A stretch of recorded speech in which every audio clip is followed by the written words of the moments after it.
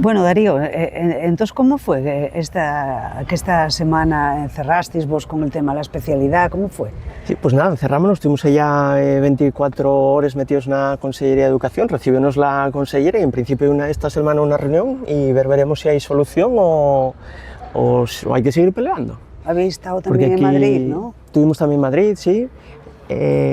Bueno, y eso, hicimos ya un montón de acciones y vamos a seguir con otras, pero el tema este de la especialidad, yo parece que empezasteis vosotros en Suatea, ¿no? Sí, empezamos va muchos años, yo creo que fue ya casi 20 años, va a hacer, cuando yo estaba en el Consejo Escolar del Estado representando a los ESTES, a la Confederación de ESTES en la que está Suatea, y en ese año, en 2007 y otra vegada en 2014, el Consejo Escolar del Estado, que es el máximo órgano de representación del profesorado y de toda la comunidad educativa, aprobó exigir tanto al gobierno estatal como a la consellería la creación de la especialidad de asturiano. O sea que ya llevamos más de 20 años con este tema y en Suatea siempre tuvimos mucha fuerza para trabajar por este tema. Pero parece que hubo algún avance de entonces para acá. Hombre, yo creo que sí, yo creo que muchos, ¿no? Ahora con el tema de los guajes están en infantil, sí.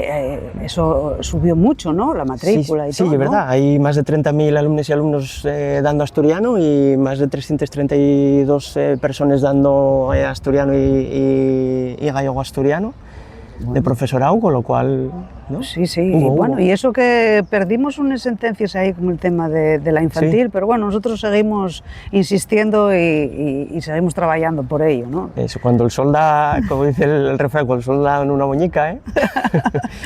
Pues nada, sí, habrá que ir el sábado a las 12 a la Renfe a la manifestación por la oficialidad, ¿no? Yo creo que allí nos vamos a ver, además dicen que no va a haber agua, así que hala. Y si lo hay, no me viene tampoco.